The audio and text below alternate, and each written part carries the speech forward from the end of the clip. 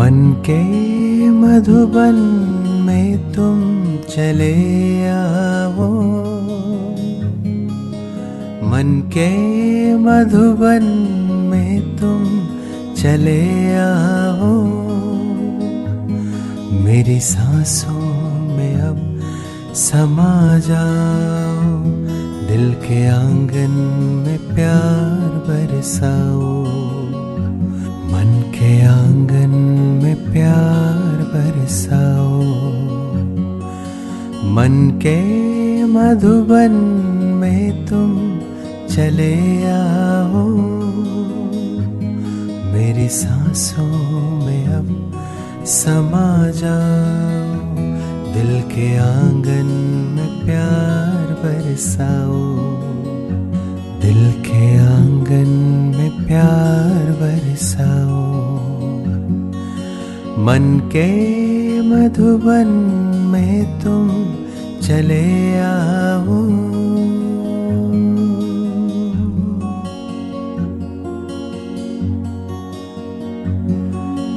बाबा के मुरली रागन गाए, अव्यक्त धारा दिल को छू जाए।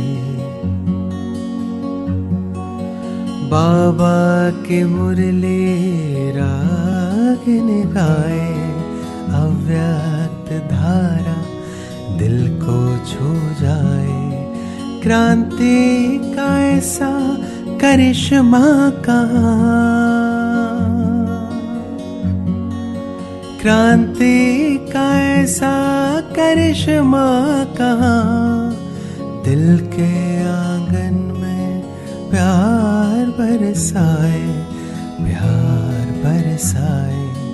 मन के मधुबन में तुम चले आओ, मन के मधुबन में तुम चले आओ। मेरी सांसों में अब समा जाओ, दिल के आंगन में प्यार बरसाओ। दिल के आंगन में प्यार बरसाओ, दिल के आंगन में प्यार बरसाओ।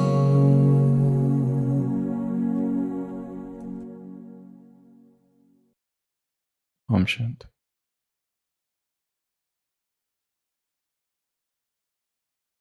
शास्त्रों में राजा ययाति की कथा है। राजा ययाति पांडव कौरव के पूर्वज।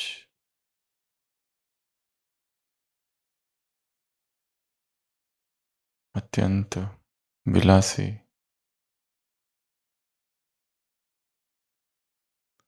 उनके लिए कहा गया है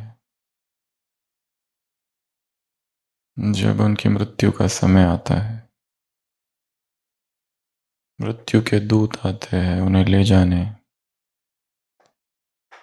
तो वो कहते हैं मैंने तो अभी पूरा जीवन जिया ही नहीं, मुझे और थोड़ा समय चाहिए, कम से कम 100 वर्ष।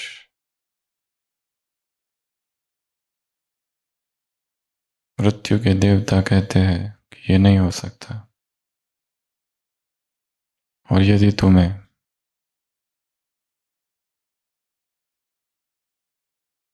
जीवन चाहिए तो उसके बदले में जीवन देना पड़ेगा। तुम्हारी जगह पर किसी और को मरना होगा। उसके 100 पुत्र होते हैं, किसी की आयु 60, 70, 80 वर्ष। छोटा बेटा होता है, उसकी आयु लगभग 20 वर्ष। तो वो अपने बेटों से पूछता है कि मेरी जगह पर कौन मरने के लिए तैयार है, क्योंकि मुझे अभी पूरा जीवन मैंने जिया नहीं। कोई तैयार नहीं होता, छोटा बेटा तैयार होता है। मृत्यु का देवता उस छोटे बेटे से पूछता है तुम क्यों जाना चाहते हो, तुम तो बहुत छोटे हो। वो कहता है कि मेरे पिता की आयु इतनी बड़ी हो गई है, फिर भी इच्छा पूर्ण नहीं हुई। तो मैं ये कैसे मान लूं कि मैं भी बड़ा होने के बाद मेरी भी इच्छाएं पूरी होगी, इसलिए मुझे ले चलो। वो मृत्यु के दूत छोटे बेटे को ले जाते हैं और ययाति को 100 वर्ष और मिलते हैं। 100 वर्ष फिर पूरे होते हैं, फिर मृत्यु के दूत आते हैं। ययाति फिर कहता है कि अभी तक कुछ तो जिया ही नहीं, अब तो भोग पूरे ही नहीं हुए, अभी तो जीवन देखा ही नहीं, जीवेशना बनी हुई है।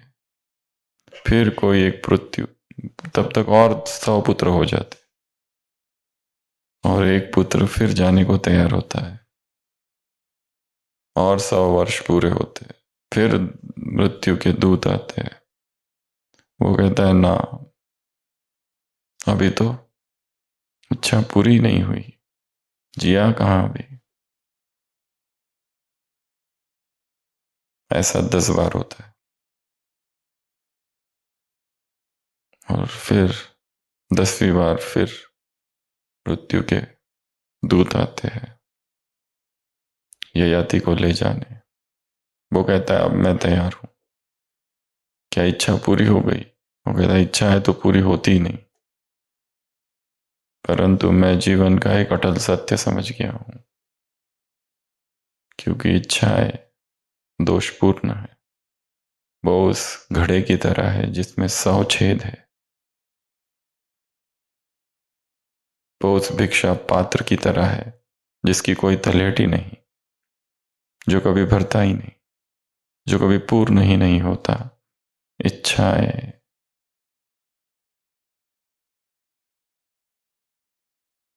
निरंतर अपूर्ण ही रहती है।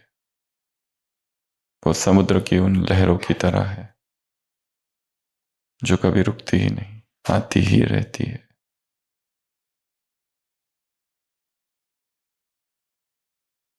चाहे इस संसार के सारे ही भोग क्यों न भोगे जाए,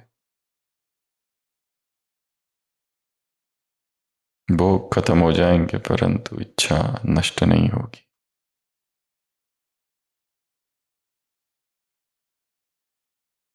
इच्छा जवान होती जाती है, भोग बूढ़े होते जाते हैं।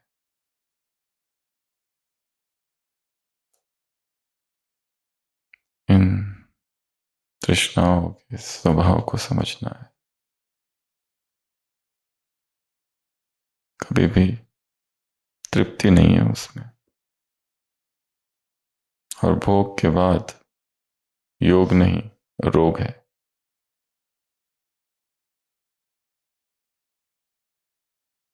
शरीर जर्जर हो जाता है और भोग कम नहीं होते। हमें लग रहा है हम भोगों को भोग रहे हैं, परंतु वास्तव में भोग हमें भोग रहे।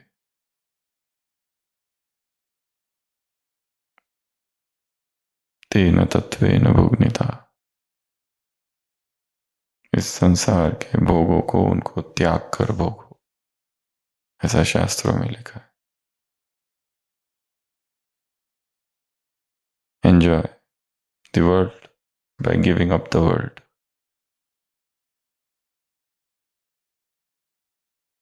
क्योंकि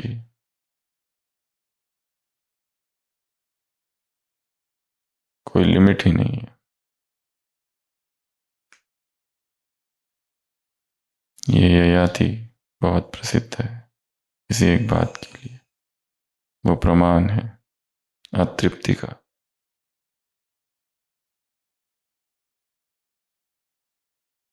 प्योरिटी की ये बहुत स्ट्रॉन्ग मूल्य है जिसकी आज हम स्टडी करेंगे। इसमें बहुत सारी चीजें हैं। अमृत वेला 3 प्रकार के बच्चे देखे। बाबा ने सेंटरों का चक्कर लगाया है, सेवा केंद्रों का।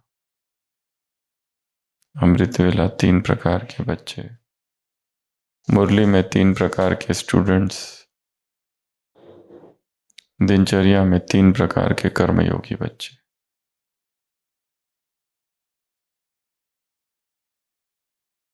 अमृत वेला 3 प्रकार में, पहले जो केवल लेते हैं, बाप से लेते रहते हैं। 4 हो सकते हैं इससे भी पहले, मांगने वाले, जो केवल मांगते रहते हैं, फरियाद करते रहते हैं। उससे भी पहले और एक हो सकते हैं, कंप्लेंट्स वाले, शिकायतें। तो सबसे पहले है लेने वाले, दूसरे है मिलन मनाते, रूहानी मिलन, भगवान से मिलन, सुबह सुबह।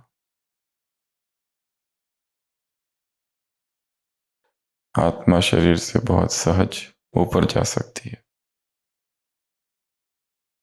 प्रातः स्मरामि हृदि संस्फुरदात्मतत्त्वं सच्चित् सुखम परमहंस गतिम तुरीयम। तुरीय अवस्था, द 4th स्टेज, स्वप्न, जागृत और सुषुप्ति। ये अवस्थाएं बताई है कॉन्शियसनेस की। एक स्वप्न, सोए है, एक जागृत, एक सुषुप्ति बीच की, और द 4th जो योगी की अवस्था है, जिसे कोई नाम ही नहीं है, इसीलिए उसे नाम दिया गया तुरिया। तुरिया अर्थात द 4th। तद ब्रह्म निष्कलमहम न च भाति भूत संगम। मैं ये भूतों का संग, ये 5 तत्वों का जो संग है, ये शरीर मैं नहीं। मैं कौन हूं? वह चेतन, वह शुद्ध, वह नित्य शुद्ध बुद्ध मुक्त आत्मा हूं। शुद्ध बुद्ध मुक्त। तो कोई कोई है, वो क्या कर रहे हैं? सुबह सुबह मिलन मना रहे हैं भगवान से। और तीसरे जो है वो बाप समान बन रहे हैं और कमाई कर रहे हैं, इनकम।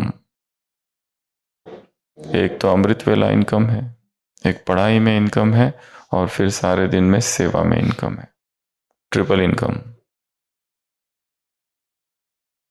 कमाओ पूत, और उसके विरोध में गवाओ।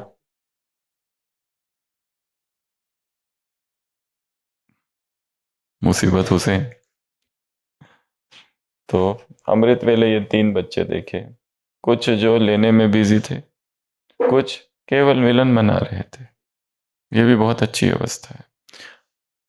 किसी भी कारण से कोई भी यदि भगवान के पास आ जाए तो खाली हाथ नहीं जाएगा, चाहे किसी भी कारण से आ जाए, दुश्मनी के भाव से ही क्यों ना आ जाए, भिखारी बनकर ही क्यों ना आ जाए, याचक बनकर ही क्यों ना आ जाए, किसी भी भाव से, किसी भी कारण से, किसी भी समय और किसी भी परिस्थिति में जो भी भगवान के पास आएगा, कुछ ना कुछ लेकर जाएगा। क्योंकि वो दाता है, वो देने वाला है। कोई भी खाली हाथ नहीं लौटेगा, कुछ ना कुछ तो उसे मिलेगा जरूर। तो कोई लेने वाले हैं, लेने की चाह है तो उन्हें मिल जाएगा, मनोवांछित फल प्राप्त होगा। इस यज्ञ की विशेषता क्या है? जिसको जो चाहिए वो प्राप्त होता है। किसको फेमस होने की इच्छा है, वो भी हो जाएगा। किसको फेमस ना होने की इच्छा है, वो भी हो जाएगा। किसको गुप्त रहने की इच्छा है, वो भी होगा। जिसकी जो इच्छा है, जिसे महान तपस्वी बनने की इच्छा है, वो बनेगा। जिसे महान भोगी बनने की इच्छा है, उसके लिए भोग सामग्री अथाह है। यहाँ पर सुबह से लेकर रात तक खाते रहो, खाते रहो, फिर भी कमी नहीं आएगी। इतना है, अक्षय अन्नपूर्णा है ये यज्ञ। क्या है? अक्षय अन्नपूर्णा, अखूट।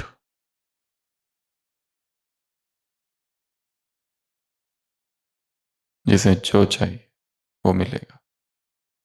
केवल इच्छा उत्पन्न करो, केवल संकल्प। परंतु तुम अपने कर्मों के खुद जिम्मेदार हो, यह भी मत भूलना। तो ये अमृत वेले का दृश्य बाबा ने आज सैर की है, अमृत वेला। दूसरा दृश्य मुरली में गॉडली स्टूडेंट भी तीन प्रकार के मिले। एक तो वो जो थे सुन सुन कर खुश होने वाले, आहा आहा आहा, बहुत बढ़िया, बहुत अच्छी मुरली है, बहुत अच्छा क्लास है, बहुत पावरफुल क्लास है, इस क्लास को क्या करना चाहिए, फॉरवर्ड, फॉरवर्ड करने वाले बच्चे। वो उसमें बहुत बिजी है, उनको लगता है ये उसने सुनना चाहिए, ये उसने सुनना चाहिए, इधर उधर सब जगह भेजते हैं, ईमेल करेंगे, व्हाट्सएप में भेजेंगे, सब जगह। नीचे वेरी पावरफुल क्लास। तो पहले बच्चे कौन से, सुन सुनकर खुश होने वाले, और वर्तमान समय ब्रैकेट में फॉरवर्ड करने वाले।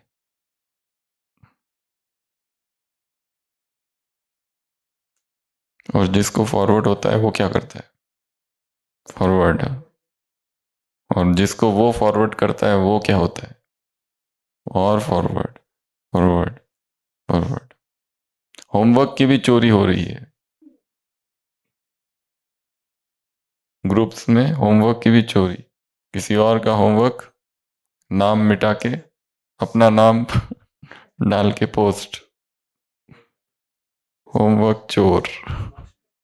हाँ, स्मार्ट स्टूडेंट। तो वो ज्ञान की पॉइंट, वो क्लास, वो मुरली, वो कमेंट्री अनाथ होकर घूमती रहती है, इधर से उधर, उधर से उधर, उधर से उधर। उसको धारण करने वाला कोई भी नहीं। सारे कौन है, भेजने वाले। सारे कौन है, दूसरों का कल्याण करने वाले। उसके बाद में दूसरे प्रकार के स्टूडेंट्स कौन है, जो समाते हैं, सुनते भी है और भीतर भीतर समाते हैं, चिंतन करते हैं, उस पर मनन करते हैं। कोई पॉइंट उनको टच हो जाती है, कोई पॉइंट बहुत अच्छी लगती है, कोई पॉइंट उनको लगती है ये मेरे लिए है।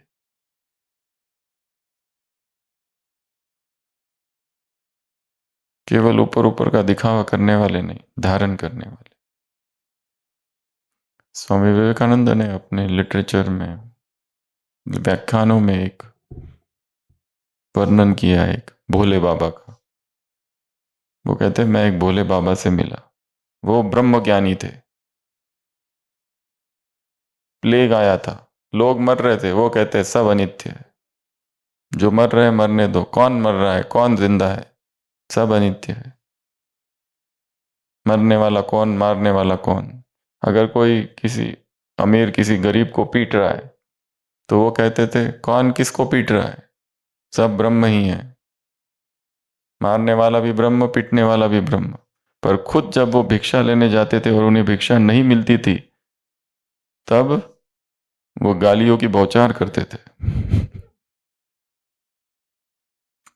जो नहीं देते थे उनको खरी खोटी सुना के आ जाते थे, तब उनका ब्रह्म ज्ञान खत्म हो जाता था। बाकी दूसरों को सुनाने के लिए उनके पास बहुत ब्रह्म ज्ञान था। बाकी वो भोले बाबा थे एक, होंगे कहीं किसी गांव में सन्यासी। तो दूसरे प्रकार के बच्चे समाने वाले, और तीसरे जो थे वो कौन थे, नॉलेजफुल। वो दूसरों को आप समान बनाने वाले थे, ये हायर स्टेज है। ये तीसरे प्रकार के बच्चे। तो पहले केवल सुनने वाले, दूसरे समाने वाले, तीसरे समान बनाने वाले, खुद नॉलेजफुल होकर दूसरों को भी समान बनाने वाले। केवल सुनने वाले नहीं, केवल पढ़ने वाले नहीं, केवल पढ़ा पढ़ाया वाला सुनाने वाले नहीं, सुना सुना समझने वाले, धारण करने वाले, गहराई में जाने वाले।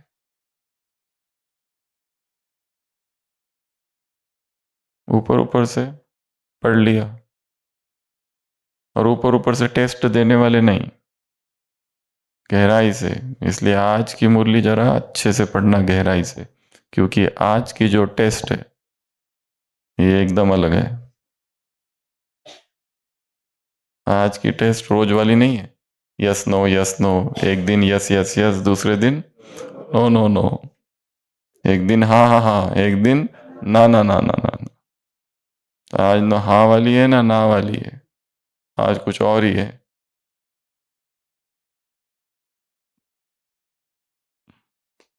इसलिए कहा आज का थोड़ा ध्यान से पढ़ना, शब्द शब्द। तीसरे प्रकार के बच्चे कर्मयोगी वाले बच्चे, उसमें तीन प्रकार, एक कमल फूल, दूसरे गुलाब, और तीसरे वैरायटी फूल। तो ये तीन प्रकार के फूल वाले बच्चे। सबसे पहले कमल। कमल वाले अर्थात न्यारे प्यारे रहते, डिटैच रहते, लविंग एंड डिटैच्ड, अटैच नहीं होते। विकारी वायुमंडल में रहते हैं, परंतु वो विकारी वायुमंडल उन्हें स्पर्श नहीं करता है। जैसे कमल कीचड़ में रहता है, जैसे कमल पानी में रहता है, परंतु उसके पत्तों को वो पानी, वो कीचड़, वो जल स्पर्श नहीं करता, ऐसी अस्पर्श की अवस्था, अनटच्ड, डिटैच्ड। कर्म और कर्म के प्रभाव दोनों ही उन्हें टच नहीं करते। कर्म किया, पूरा हुआ, उसका प्रभाव अच्छा बुरा, पास फेल, सफलता असफलता,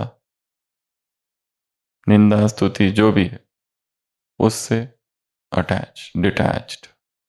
ये है कमल फूल वाले बच्चे कर्मयोग में। दूसरे हैं जिनमें रूहानियत भरी हुई है, हर कर्म में रूहानियत है, रूहानियत फैलाने वाले, रूहानियत की खुशबू बिखेरने वाले।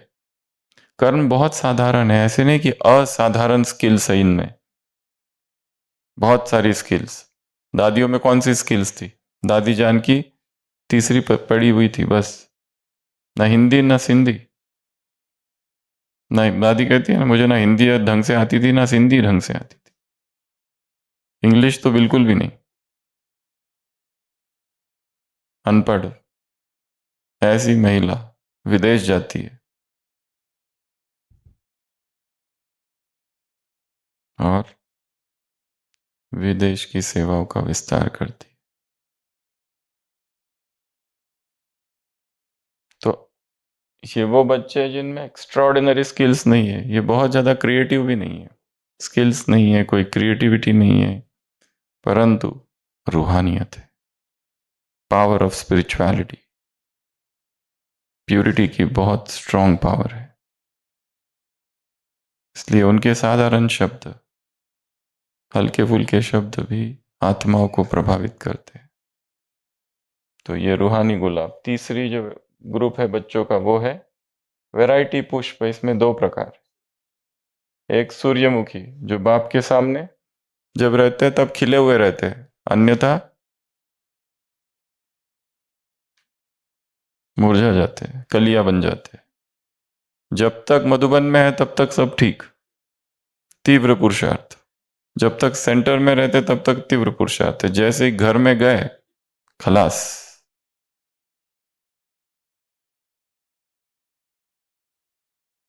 तो इस कर्म योगी में जो थर्ड वैरायटी है वो है, पहली वैरायटी उसमें भी सूर्यमुखी। जब तक सूर्य के सम्मुख है तब तक बहुत अच्छी अवस्था है, जैसे ही दूर चले गए मुरझा जाते हैं, कलियां बन जाते हैं। जैसे कोई कोई बिल्ली होती है ना, दिन भर कितनी धार्मिक होती है, रात में अधार्मिक बन जाती है, मांसाहारी बन जाती है। दिन में वेजिटेरियन, रात में नॉन वेजिटेरियन। दिन में पूजा पाठ,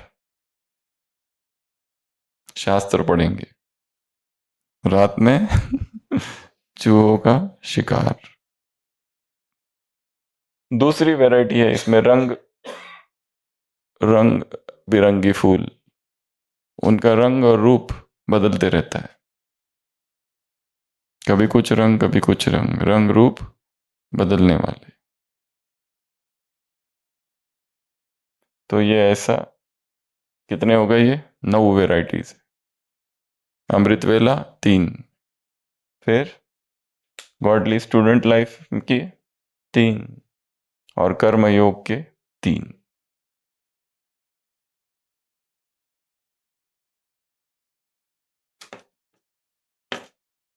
और इसके बाद की जो मुरली है वो बहुत स्ट्रांग है, बहुत, या फिर बहुत बहुत। ये एक भाग है मुरली का जो पूरा हुआ। और यहाँ पर भी बाबा ने इसमें परसेंटेज भी दिए हैं। ये कितने हैं? 25। ये 10%। कम बोला इसको, ये 10। ये तो कम, बहुत कम है ये। मेजॉरिटी रंग रूप। और फिर रूहानी दृष्टि और वृत्ति का अभ्यास, बाबा ने कहा ये बहुत कम है।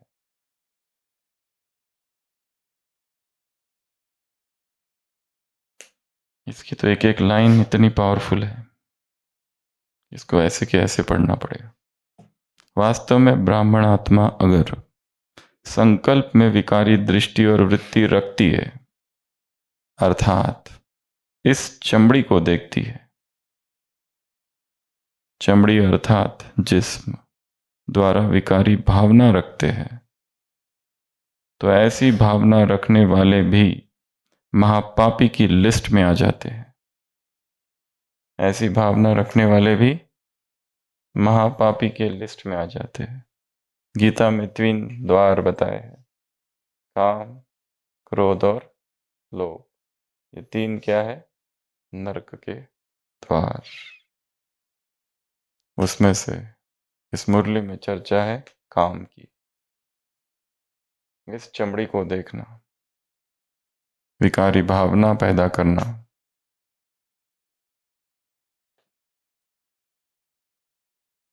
ब्राह्मण जीवन में बड़े ते बड़ा पाप व दाग इस विकारी भावना को गिना जाएगा। ब्राह्मण अर्थात दिव्य बुद्धि के वरदान वाले, दिव्य नेत्र के वरदान वाले, ऐसे दिव्य बुद्धि और दिव्य नेत्र वाले, बुद्धि में संकल्प द्वारा दिव्य नेत्र से 1 सेकंड के लिए भी अगर नजर द्वारा इस चमड़ी को व जिस्म को टच भी नहीं कर सकते, दिव्य बुद्धि का या दिव्य नेत्र का शुद्ध आहार व व्यवहार शुद्ध संकल्प है। अगर अपने शुद्ध संकल्प रूपी आहार अर्थात भोजन को छोड़ अशुद्ध आहार स्वीकार करते हैं, अर्थात संकल्प के वशीभूत हो जाते हैं, तो ऐसे मलेच्छ भोजन वाले मलेच्छ आत्मा कहलाएंगे। मलेच्छ अर्थात, मलेच्छ किसको कहा जाता है? जो शूद्र होते हैं, मलेच्छ। जो शूद्र है, आउटकास्ट, छोटी जाति के, शूद्र जाति के, अगर उनकी परछाई भी पड़ गई तो ब्राह्मण जाके नहाते थे। वो जहां चलते थे पीछे एक झाड़ू रहता था लटका हुआ, ताकि चलते चलते उनके पैरों के निशान भी मिट जाए। मोर पंख।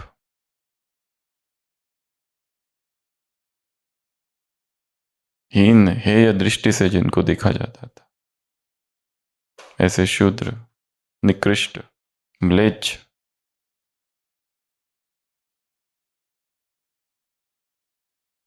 तो ऐसे जो अशुद्ध आहार खाते हैं, कौन सा आहार?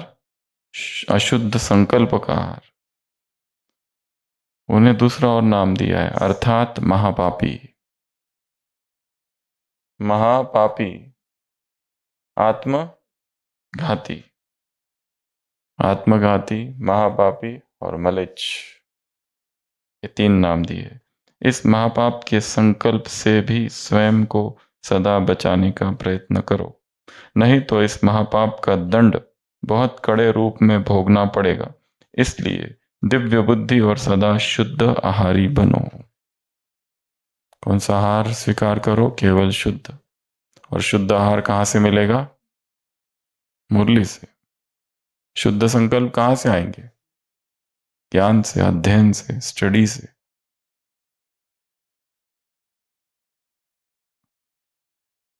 तो क्या सुना? वास्तव में ब्राह्मण आत्मा अगर संकल्प में विकारी दृष्टि और वृत्ति रखती है, अर्थात इस चमड़ी को देखती है, चमड़ी अर्थात जिस्म द्वारा विकारी भावना रखते हैं, तो ऐसी विकारी भावना रखने वाले महापापी की लिस्ट में आ जाते हैं। महापापी, म्लेच्छ, आत्मघाती। ब्राह्मण जीवन में बड़े से बड़ा पाप दाग इस विकारी भावना को गिना जाएगा। ब्राह्मण अर्थात दिव्य बुद्धि के वरदान वाले, दिव्य नेत्र के वरदान वाले। ऐसे दिव्य बुद्धि और दिव्य नेत्र वाले बुद्धि में संकल्प द्वारा दिव्य नेत्र में एक सेकंड के लिए भी नजर द्वारा इस चमड़ी को व जिस्म को टच भी नहीं कर सकते। चमड़ी, स्किन, बॉडी, जिस्म,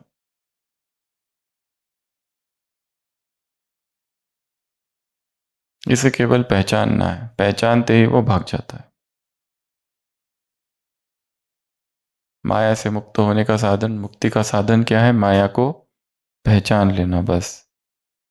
पहचान लेते ही वो भाग जाता है। श्री रामकृष्ण एक कहानी सुनाते थे। एक व्यक्ति कहीं जा रहा था, उसके पास सामान था। उसने देखा कि एक छोटी जाति का व्यक्ति है, चमार है शायद या कोई और, बहुत छोटी जाति का। तो उसको वो कहते हैं मेरा सामान उठाओ और ले चलो।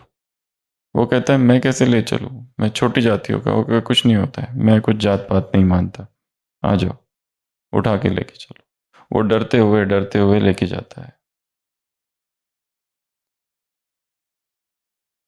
और किसी स्थान पर पहुंचते हैं, किसी घर में। तो घर का जो मालिक होता है वो आता है। ये उस समय की बातें हैं जब जात पात बहुत ज्यादा थी समाज में। तो वो जो नौकर, जो सामान लेके आने वाला व्यक्ति है, वो एक कोने में जाके चुपचाप बैठ जाता है। तो मालिक आता है, उसको तो पता नहीं है कौन है।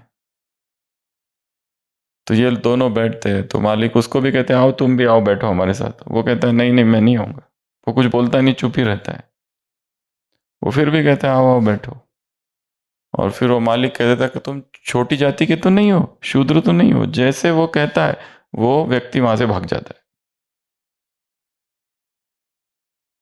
कहानी खत्म। चोर को आइडेंटिफाई करते ही चोर भाग जाता है। यहां भी ऐसा ही, केवल आइडेंटिफाई करना उसको, केवल पहचानना, जानना कि ये है, ये भावना विकारी भावना है। जैसे ही हम पहचान लेते हैं फिर वो टिक नहीं पाती है, उजागर हो जाती है ना।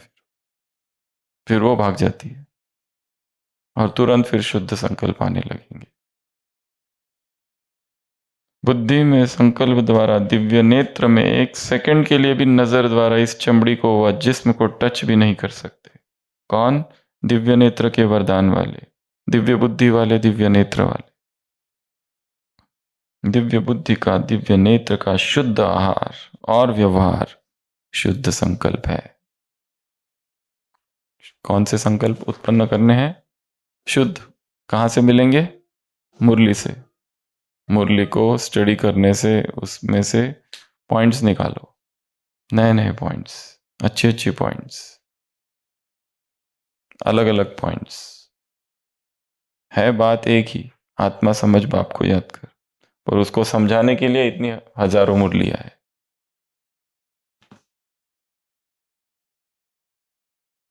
तो आज का जो चिंतन का विषय है वो ये है, काम, विकार, इंद्रिय, सुख, ये भोग क्यों इतने पागल कर देते हैं। जो अमृत छोड़ विष पीते हैं उनको भस्मासुर कहा जाता है। काम चिता पर चढ़ भस्म हो जाते हैं, देवता बनते नहीं। साकार मुरली। तो इसमें ये पॉइंट्स है कुछ।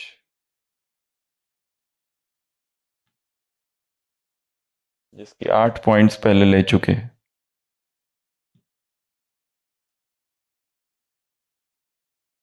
जो ययाति की कहानी सुनाई। 100 वर्ष, 100 वर्ष, 100 वर्ष, 100 वर्ष, कितनी बार? 10 बार। फिर भी इच्छा पूरी नहीं हुई।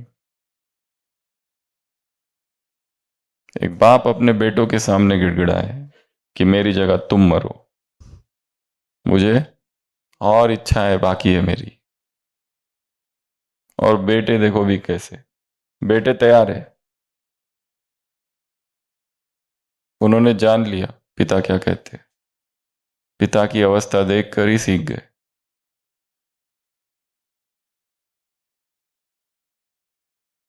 तीन प्रकार के लोग होते हैं। एक वो जो खुद के अनुभव से सीखते हैं। दूसरे वो जो दूसरों के अनुभव से सीख जाते हैं, खुद अनुभव करने की आवश्यकता नहीं। दूसरों को मरता हुआ देखा है, दूसरों को डूबता हुआ देखा है। तीसरे वो जो जो दोनों से सीखते हैं, खुद के भी और दूसरों के भी। तो ये टोटल 21 पॉइंट्स है, उसमें से 8 हो चुकी है। ये जितने भी इंद्रिय सुख है उसमें दोष है। क्या क्या दोष है? अष्टबाहु ऑक्टोपस का पहला ये कौन सा था? अटैचमेंट। उससे क्या हो जाता है? अटैचमेंट उत्पन्न हो जाती है। एक बार भी उसको भोगा तो अटैचमेंट उत्पन्न हो जाती है। बी, बहुत दुख, कम सुख। उसमें दुख कितना है? बहुत। और सुख कितना है? ढूंढना पड़ता है सुख तो मिलता है। सी फॉर क्रेविंग। क्या उत्पन्न करता है वो? क्रेविंग।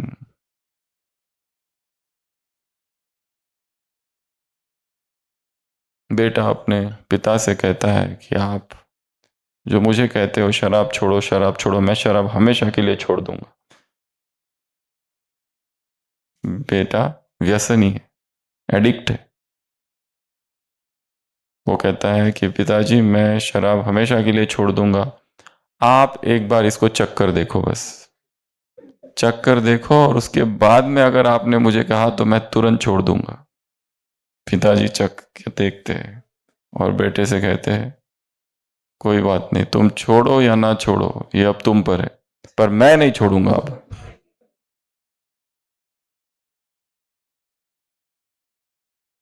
तो जितने भी भोग है संसार में, इंद्रिय सुख, चाहे भोजन चाहे काम विकार या और कोई, उन सब में क्या है? क्रेविंग। एक बार खा लो तो दोबारा खाने की इच्छा होती है, खाऊं खाऊं। एक बार खा के वहां पूरा थोड़ी ना होता है किस्सा, और खाऊं। तो सभी इन सुखों में क्या है? क्रेविंग है। पहला बताया अटैचमेंट उत्पन्न हो जाती है उसमें। ये भोगों के दोष है, इनका चिंतन करना तो उनसे वैराग आएगा, नहीं तो कैसे वैराग आएगा? उसमें डूबे ही रहेंगे, खोए रहेंगे उसमें। दूसरा बताया उसमें बहुत ज्यादा दुख है, सुख कितना है? कम। तीसरा बहुत ही धोखेबाज है, कहते हैं थोड़ा सा है, थोड़ा सा, थोड़ा सा। जगदीश भाई ने लिखा है थोड़ा थोड़ा करते करते हथौड़ा लगता है। थोड़ा सा ले लो बस, ज्यादा नहीं। डिसेप्टिव, धोखेबाज। तीसरा बहुत मेहनत करनी पड़ती है उसमें, वो सब प्राप्ति के लिए। दुनिया में लोग जो इतनी मेहनत करते किस लिए? वो पेट के लिए। इतना पैसा कमाते हैं किस लिए? पेट के लिए। कितनी मेहनत करनी पड़ती है इन भोगों के लिए। सबसे सस्ता वैराग है, और महंगा भी। फिर फ्लिटिंग। फ्लिटिंग अर्थात क्षणभंगुर, अभी अभी है, अभी अभी खत्म।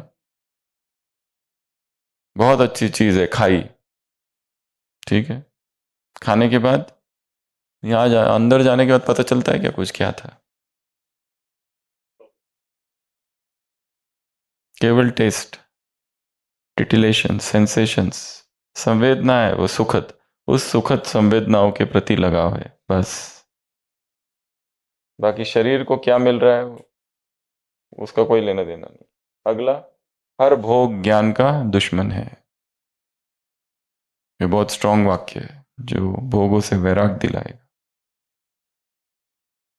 ज्ञान का क्या है? दुश्मन।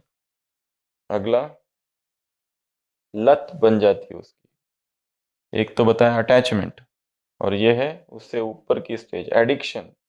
अगर वो नहीं मिला तो क्रेविंग होती है, भयंकर क्रेविंग, यहां तक कि पेशेंट को एडमिट करना पड़ता है।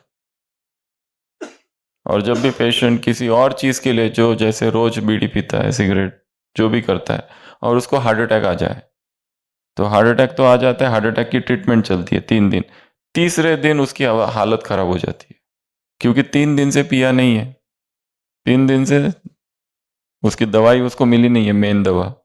पेशेंट कहता है मुझे छुट्टी चाहिए।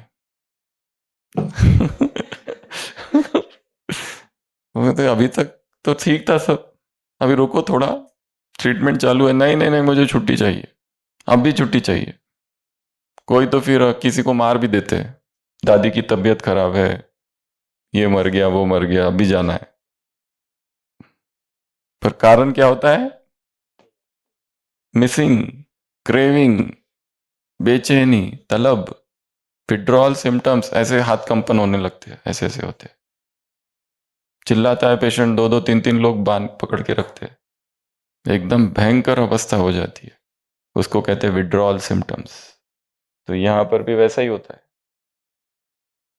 जो भोजन के साथ होता है वह काम विकार के साथ भी सेम होता है। इसलिए क्यों अत्याचार हुए, इस यज्ञ में इतनी बाधाएं क्यों आई?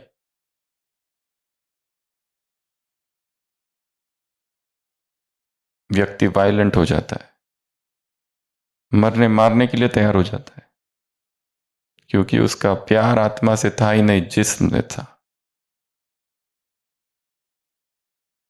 इंटेंस क्रेविंग उत्पन्न होती है। अगला, इनटॉलरेंस। ये 8 तो उस दिन बता चुके, 1-2 क्लासेस में हो चुका है चर्चा। ये उसके आगे, ये काम विकार अधैर्यता पैदा करता है। अधैर्य, अभी के अभी चाहिए, वेट नहीं कर सकते, अब भी, तुरंत। Intolerance, instant, 2 minutes noodles, instant. ये भी वैसा ही है, अधैर्य हो जाता है। इम्पेशंस, व्यक्ति बेचैन हो जाता है इसमें, ये सभी भोग। अगला, ये खतरा, जेपर्डी, डेंजर है उसमें। भोग इतने सस्ते नहीं है, उसके साथ बहुत सारे खतरे हैं, बीमारियां हैं, दूसरे देख ले इसका डर है।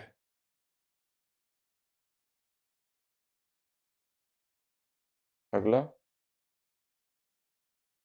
गांठें बनती है, नॉट्स। नॉट्स अर्थात अंतर्मन में नई नई गांठें बनती है, नए संस्कार, गांठें अर्थात संस्कार, गांठें अर्थात नई नई ग्रंथियां अंदर बंधती है, नए नई, जो पहले नहीं थी अब बंध गई।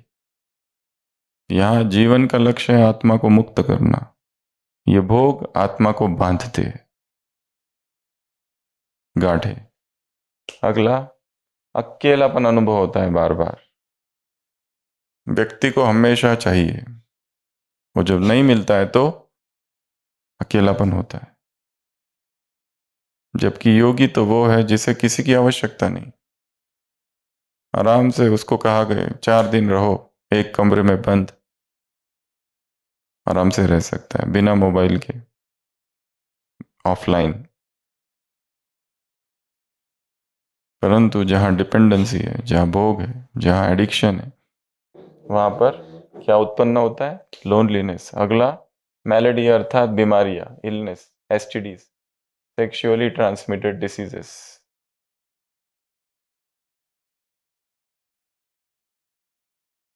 ये बीमारियां आ जाती है, ढेर सारी बीमारियां जो शरीर को अंदर से खोखला कर देती है। फिर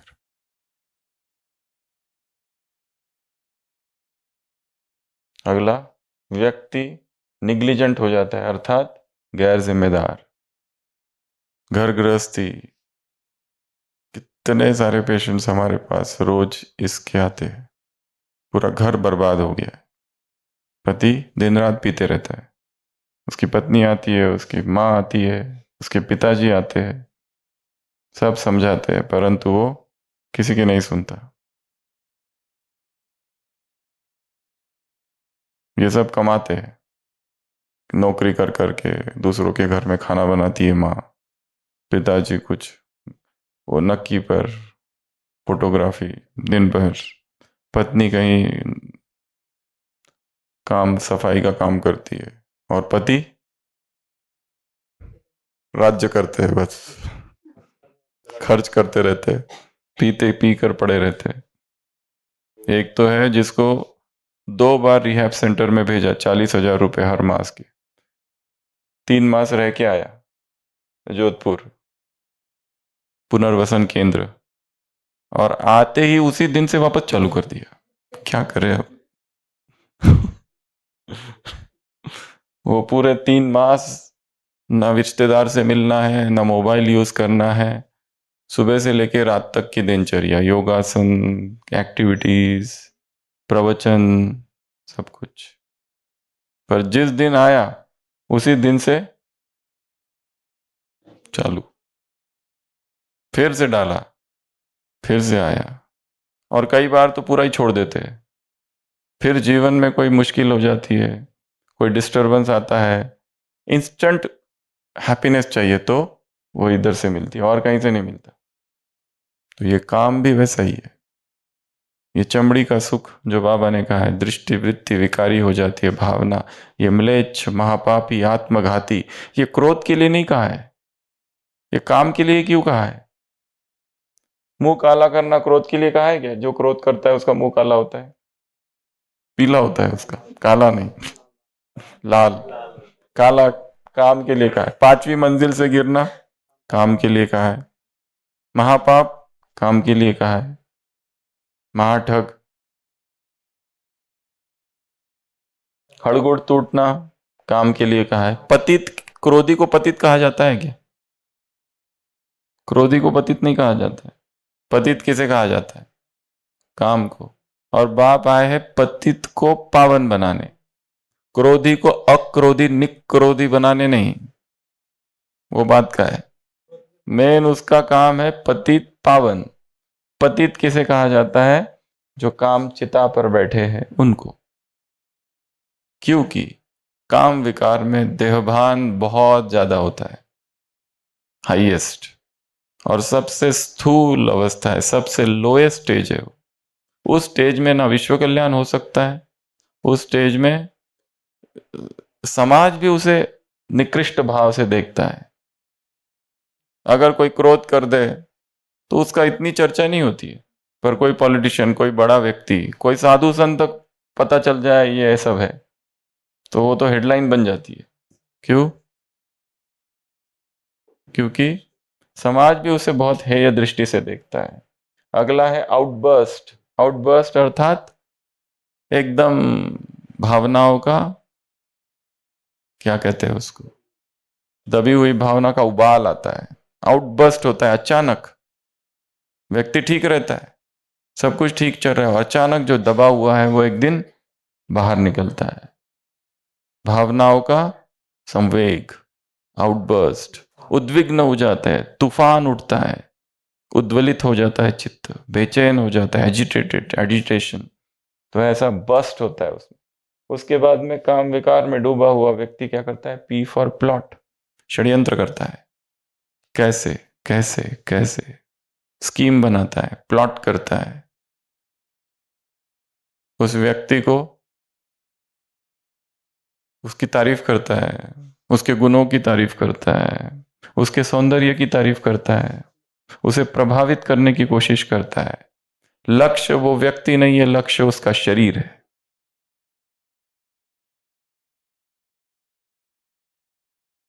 प्यार तो था ही नहीं।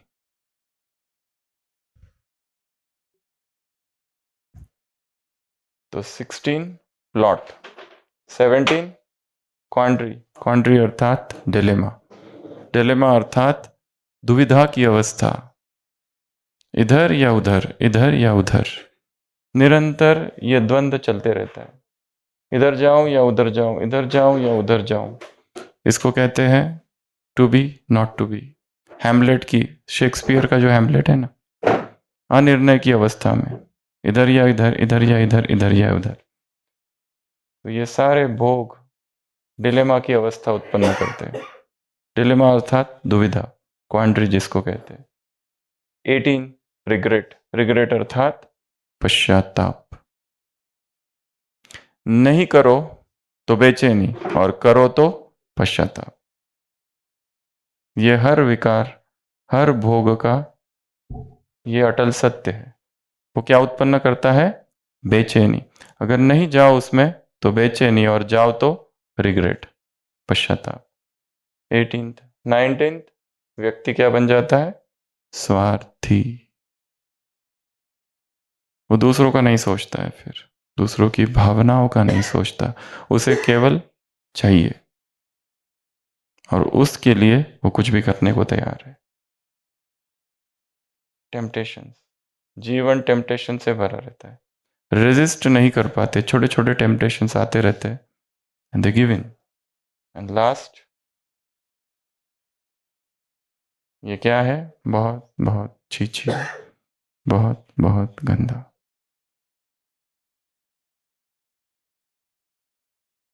तो हमने क्या क्या देखा आज? अमृत वेला, 3 प्रकार के बच्चे।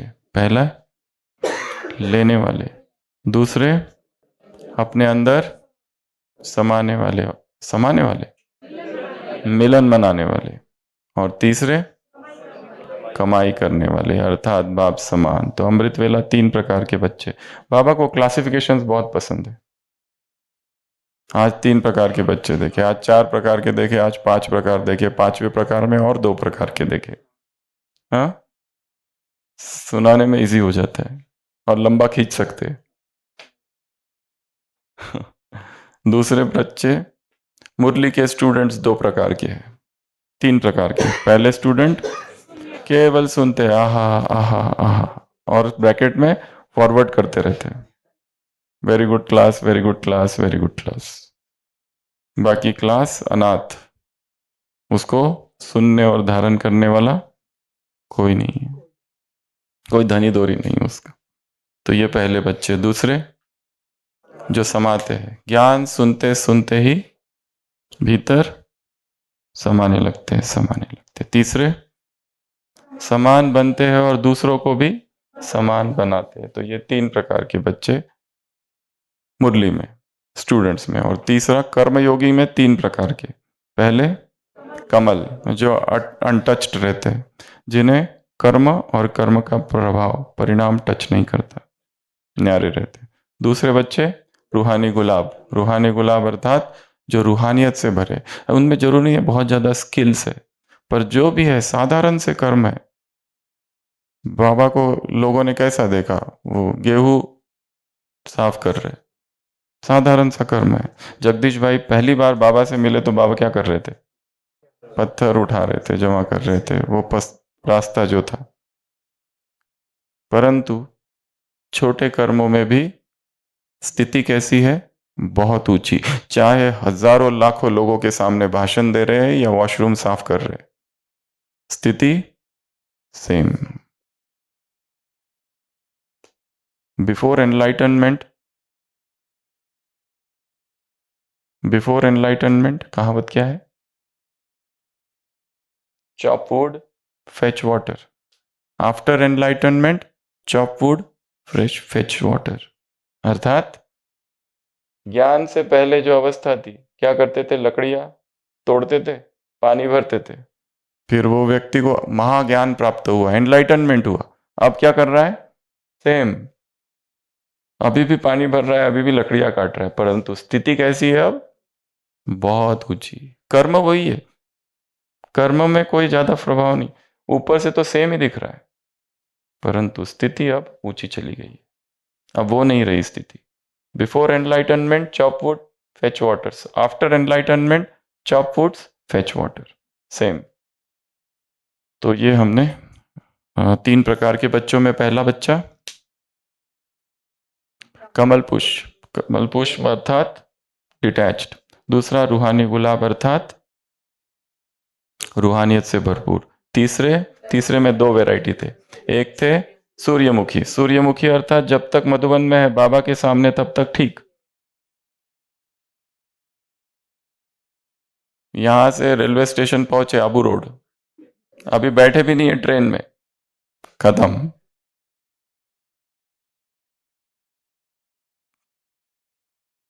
मधुबन को क्या कहा जाता है? सतयुग,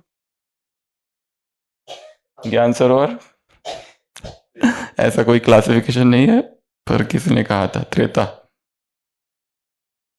शांतिवन, द्वापर, और उसके बाहर उधर से कलयुग स्टार्ट हो जाता है। तो ऐसा कोई क्लासिफिकेशन नहीं है, सभी मधुबन की शाखाएं हैं। तो सूर्यमुखी बच्चे अर्थात जब तक यहां है तब तक सब तक ठीक, जैसे यहां से गए खलास, ये नहीं बनना। दूसरे बच्चे हैं रंग बिरंगे फूल, जिनके रंग रूप बदलते रहता है। तो ये था सारा क्लासिफिकेशन। और उसके बाद जो हमने देखा इसको, जो कि सबसे स्ट्रॉन्ग मुरली है, वास्तव में ब्राह्मण आत्मा अगर संकल्प में विकारी दृष्टि और वृत्ति रखती है तो इस चमड़ी को देखना, चमड़ी अर्थात जिस्म द्वारा विकारी भावना रखते हैं। तो ऐसी भावना रखने वाले को महापापी, आत्मघाती, मलेच्छ कहा जाएगा। ऐसी स्ट्रॉन्ग मुरली केवल ये 70s में थी। 80s का दौर अलग था, 90s का दौर अलग था।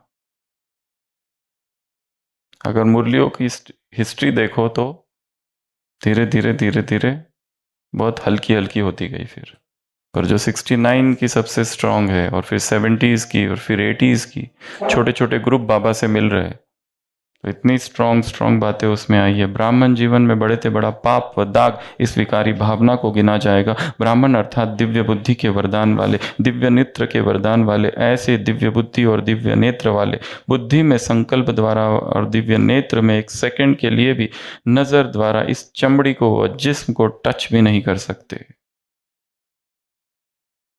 ये जो टच है,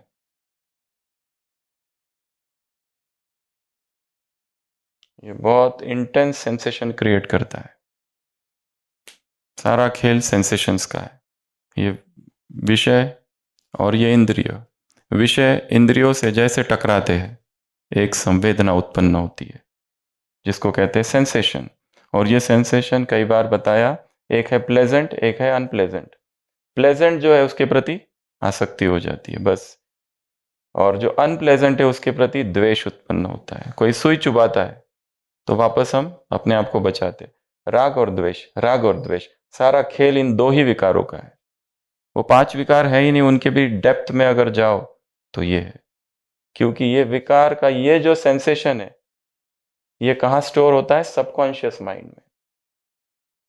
ये सबकॉन्शियस माइंड श्रीमत की भाषा नहीं जानता है, ये ऑर्डर्स नहीं समझता है।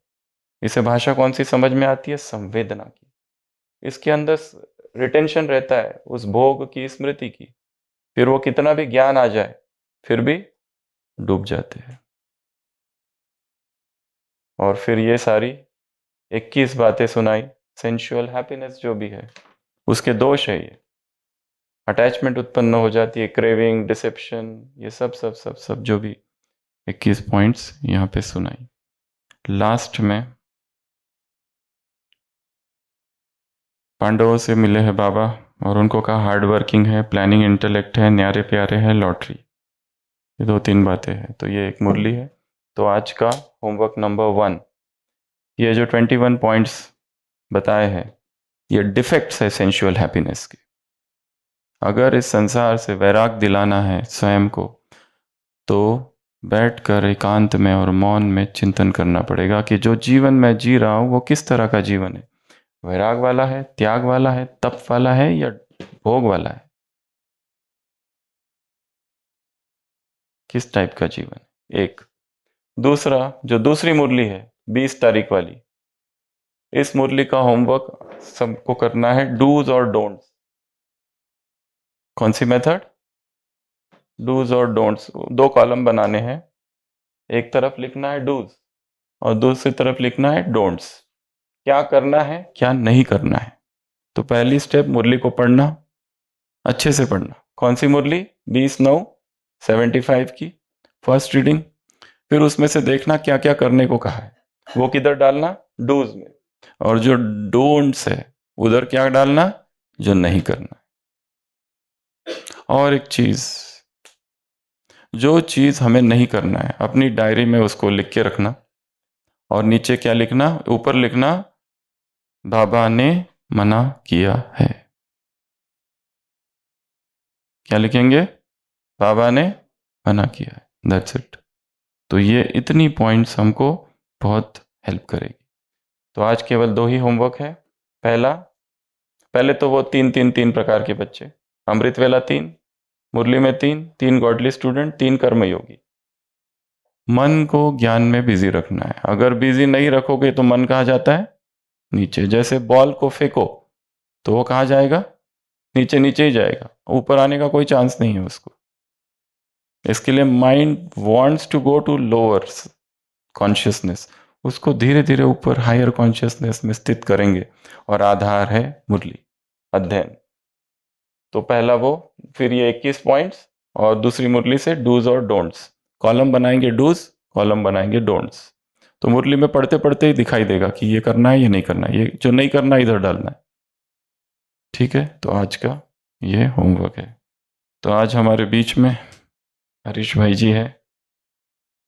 अभी अभी आपने जो गीत सुना और 3 दिन से जो सुन रहे हैं, भाई साहब की आवाज़ में वो गीत है। और इनकी आवाज़ में एक अजीब सी कशिश है,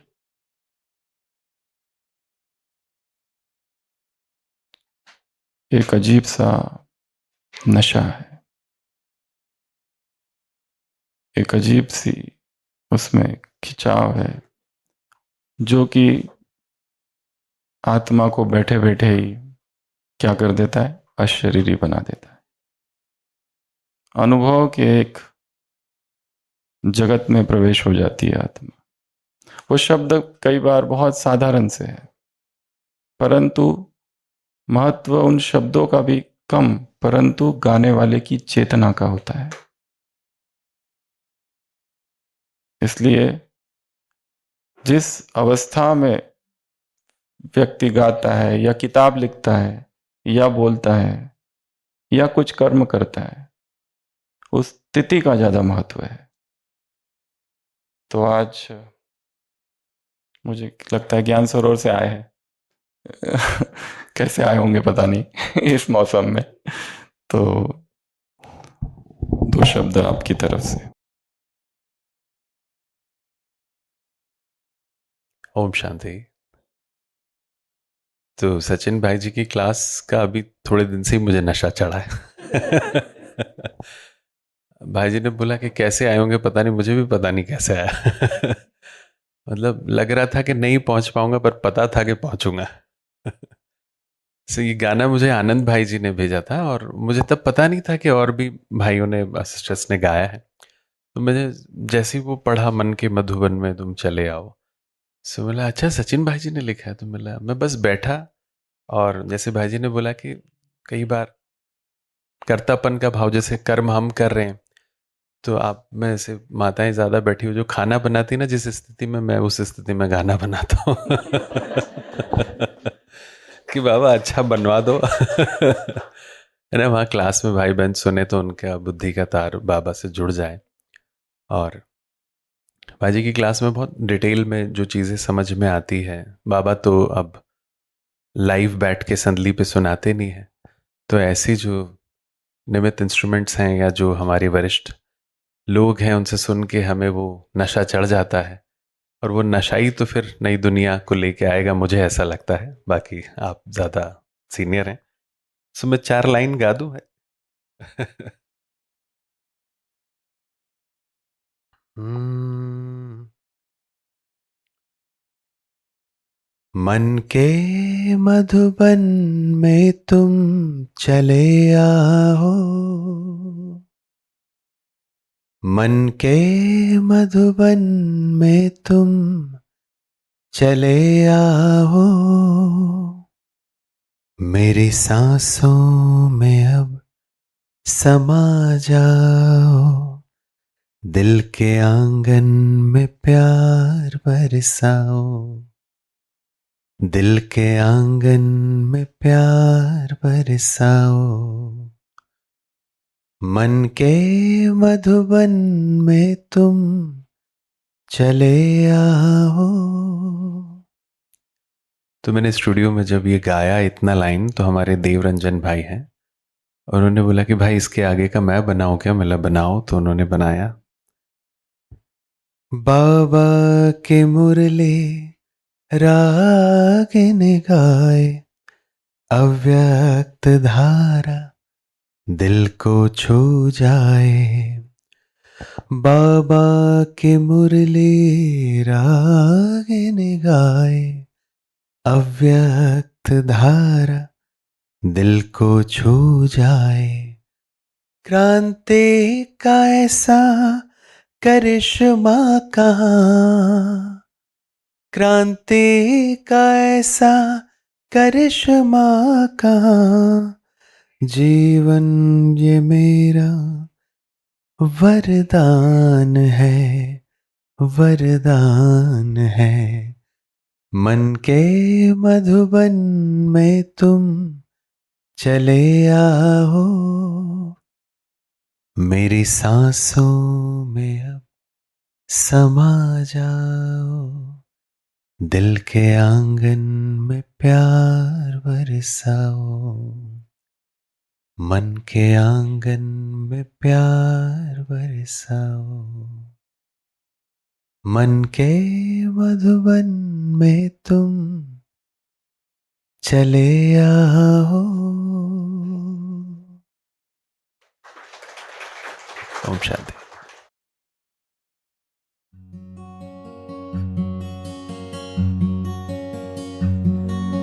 मन के मधुबन में तुम चले आओ,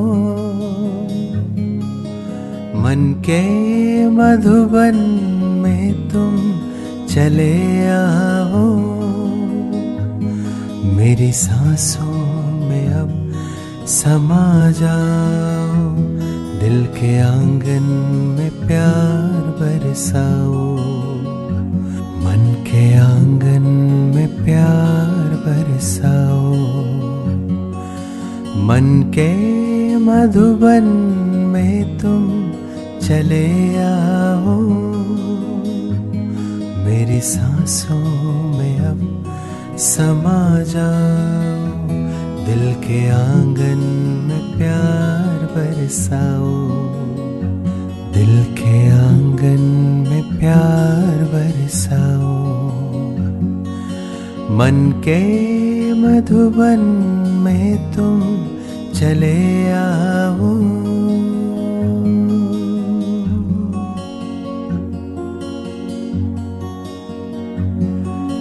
बाबा के मुरली रागिन गाए, अव्यक्त धारा दिल को छू जाए, बाबा के मुरली रागिन गाए, अव्यक्त धारा दिल को छू जाए, क्रांति का ऐसा करिश्मा कहाँ, क्रांति का ऐसा करिश्मा कहाँ, दिल के आंगन में प्यार बरसाए, प्यार बरसाए, मन के मधुबन में तुम चले आओ, मन के मधुबन में तुम चले आओ, मेरी सांसों में अब समा जाओ, दिल के आंगन में प्यार बरसाओ, दिल के आंगन में प्यार बरसाओ, दिल के आंगन में प्यार बरसाओ।